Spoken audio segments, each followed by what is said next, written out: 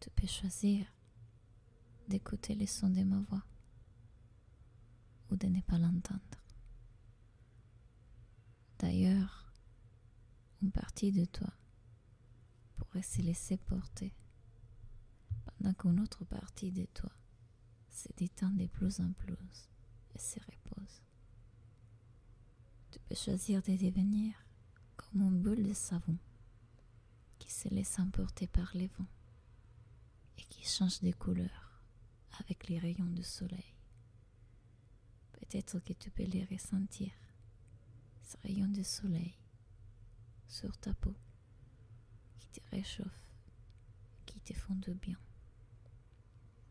Et à propos du soleil, je ne sais pas si tu sais que la Terre complète son tour autour de son étoile, qui est le soleil, et que c'est là pour nous les êtres humains. Ça marque une nouvelle année qui commence. Et peut-être que, à propos du soleil encore, tu peux t'imaginer assise à la plage dans une journée d'été. Une journée dans laquelle il ne fait pas trop chaud ni trop froid. Il fait beau. La juste température pour que tu puisses te détendre.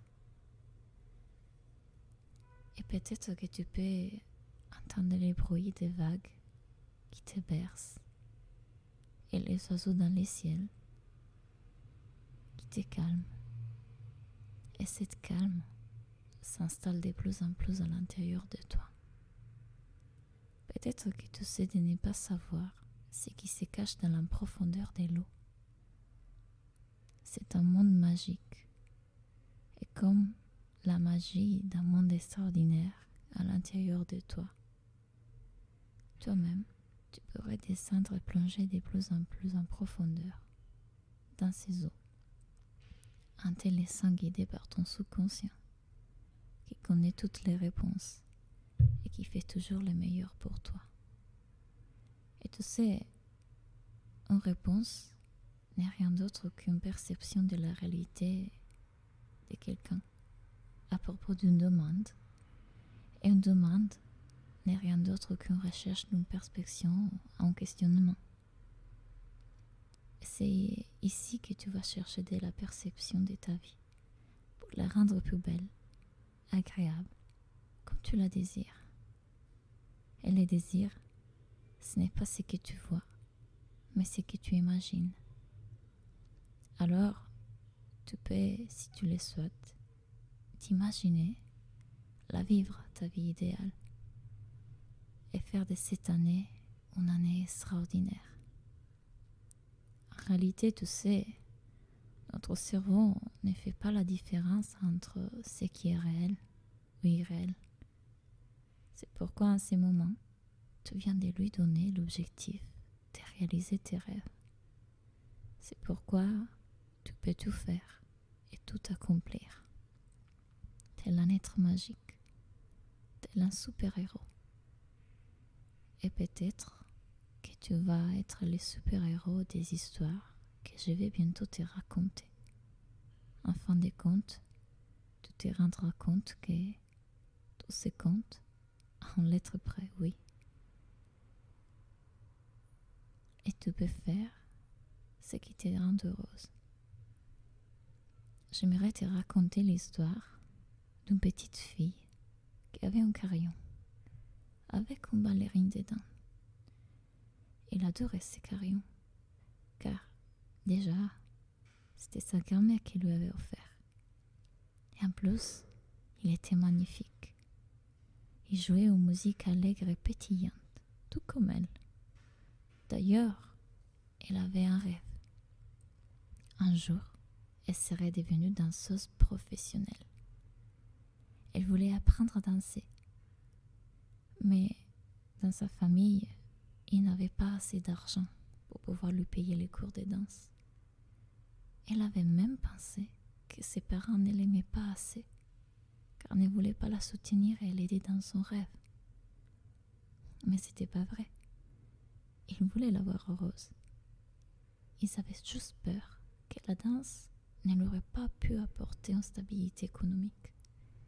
Et eux, ils savaient très bien ce que cela signifiait, vivre en faisant des sacrifices. C'est pourquoi ils étaient parfois durs et paraissaient ne pas la soutenir dans ses rêves d'enfant.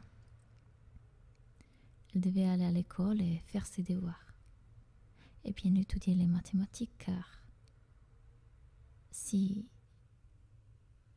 elle étudiait, elle aurait pu devenir un ingénieur, avec un travail stable, de bons revenus. Elle était un fils sage, donc elle écoutait ses parents. Elle les aimait tellement.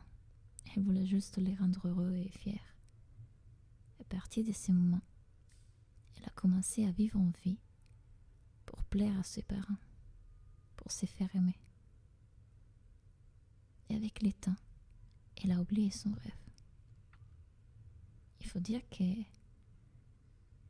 des petites, elle aimait se mettre à danser dans sa chambre. Et à l'âge de 18 ans, elle continuait à danser de temps en temps, lire des livres et regarder des films de danse. Mais c'était qu'un rêve.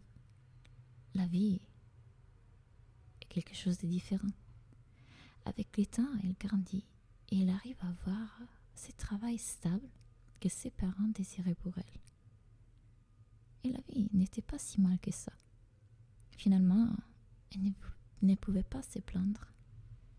Mais est-ce que c'était ça le bonheur? Est-ce que se dire « je ne suis pas si mal que ça » correspond au vrai bonheur? Elle commence à sentir quelque chose en elle, comme un stress, une frustration. Les mois passent et elle commence à lire des livres, faire des recherches. Et un jour, en passant en face d'une salle de danse, mais le voilà son rêve. Elle avait complètement oublié ses émotions, des joies, des créativités, d'allégresse qu'elle ressentait quand elle était jeune.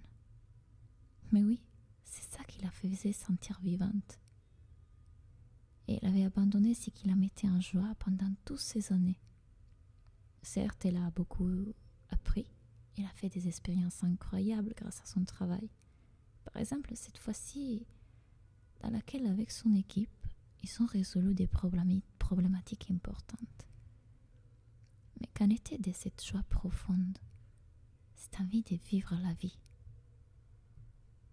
Oui, elle avait l'argent aujourd'hui et une conscience différente. C'est pourquoi, un jour, elle décida de s'inscrire en cours de danse.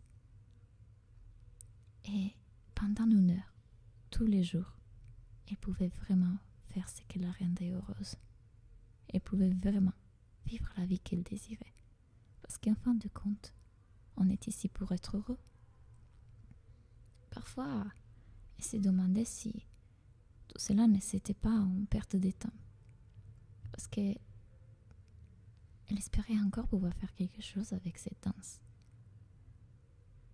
Beaucoup de peut-être que, mais peu importe, car chaque pas était un pas vers son bonheur. L'important était de danser la vie et ne plus la subir à cause de peur, à cause des croyances limitantes de ses parents, ou seulement pour l'envie de leur plaire. Elle avait décidé de se choisir et de plaire à soi-même. Et elle avait décidé de commencer une toute nouvelle danse, celle de la joie. Et dans un jour comme aujourd'hui, je me disais que on devrait tous choisir de danser la danse de la joie. Parce que notre mission ici, c'est celle d'être heureux. Si ça ne rend pas heureux, à quoi donc? La vérité est qu'on peut choisir de faire nos choix poussés par une énergie de joie, d'allégresse et d'amour. J'aimerais te raconter l'histoire d'une femme qui vivait dans une époque dans laquelle les femmes étaient destinées à s'occuper des choses des femmes, c'est-à-dire des cuisines, vêtements, mariage, les fils. Mais cette femme-là rêvait de quelque chose de plus grand. Il faut savoir qu'elle avait grandi dans l'atelier de son père, qui étudiait les insectes. Il était un scientifique. Et elle adorait depuis toute petite passer les heures à lire des livres sur les papillons et à écouter les histoires de son papa. Elle savait bien que la vie de scientifique ne lui était pas destinée car elle était une femme. Et comme toutes les femmes de sa famille, sa mère, sa grand-mère, et ainsi de suite, elle était censée se comporter comme une femme. Mais un jour, pendant qu'elle observait un papillon rarissime qui se trouve qu'au Brésil, elle s'est dite « Et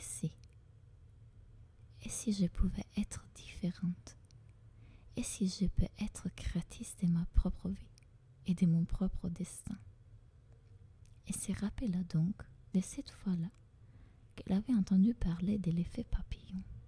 C'était une expression qui venait expliquer les concepts selon lesquels les battements d'ailes d'un papillon au Brésil peut provoquer un tornade au Texas.